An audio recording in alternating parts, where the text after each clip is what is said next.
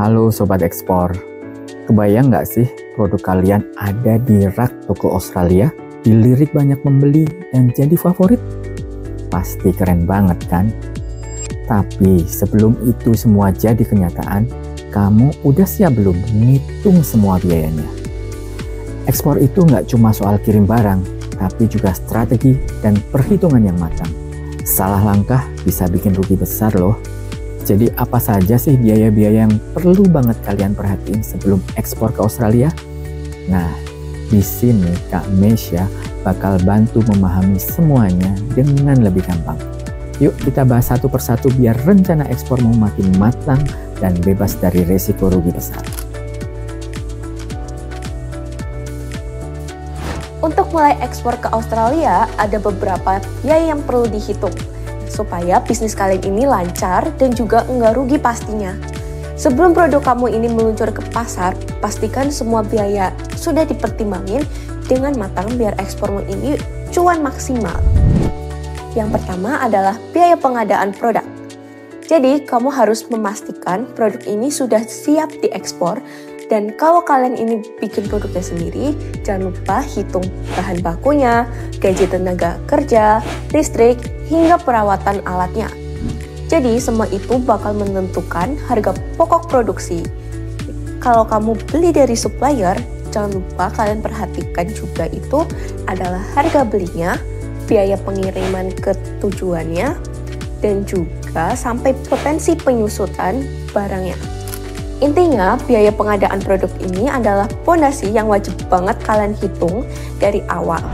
Yang kedua adalah biaya pergudangan dan pengelolaan produk. Barang yang mau diekspor ini nggak cuma sembarangan ditaruh ya. Sewa gudang itu penting banget. Apalagi kalau yang produknya itu butuh penyimpanan khusus, seperti suhu dingin atau bahkan anti lembab. Selain itu, ada biaya pengelolaan produk seperti pemilahan, pengepakan, dan cetak merek. Jangan lupa kemasan yang menarik dan berkualitas ini bisa jadi nilai plus buat produkmu di mata pembeli di Australia. Yang ketiga adalah biaya jasa pihak ketiga. Kalian pasti butuh jasa forwarder buat ngurus pengiriman barang ke luar negeri. Jasa surveyor juga buat inspection sertifikat dan asuransi untuk melindungi barang-barangmu selama di perjalanan. Selain itu, biaya bank untuk transfer internasional juga harus masuk hitungan ya. Jadi semua itu penting banget biar proses ekspor kamu berjalan lancar dan aman. Yang keempat adalah biaya pelabuhan. Bayangin deh, kamu lagi siap-siap ekspor barang ke Australia dan tiba-tiba semuanya berjalan lancar tanpa ada hambatan, tapi ada beberapa biaya pelabuhan yang harus kamu pahami dan apa aja sih itu? Yang pertama adalah biaya transportasi dari gudang ke pelabuhan atau pre-carriage. Biaya ini dikeluarkan untuk mengangkut barang dari gudang penyimpanan ke pelabuhan pengiriman. Biaya ini dapat bervariasi tergantung pada jarak dan metode transportasi yang digunakan. Selain itu, faktor seperti lokasi geografis, kondisi infrastruktur, dan biaya bahan bakar juga dapat mempengaruhi besarnya biaya. Yang kedua adalah Terminal Handling Charge atau THC. Jadi ini tuh biaya yang dikenakan buat ngurusin barang di terminal pelabuhan, mulai dari muatan hingga bongkar kontainer dari kapal. Harganya ini beda-beda tergantung pelabuhan dan jenis layanan yang kamu pilih. Misalkan dalam satu kontainer, 2 feet dapat dimuat 10.000 kg produk, maka biaya THC-nya ini dibebankan per kilogram adalah 0,0095 US dollar per kilogram. Yang ketiga adalah storage pelabuhan. Biaya penyimpanan ini dikenakan apabila barang atau kontainer berada di pelabuhan lebih lama dari waktu free time atau waktu gratis. Biaya ini dibebankan oleh pelabuhan atau terminal kepada perusahaan pelayaran atau ekspedisi dan biasanya sudah dimasukkan ke dalam tarif pengiriman barang. Jadi ini dihitung berdasarkan ukuran kontainer dan berapa lama barang kamu ngendon di pelabuhan.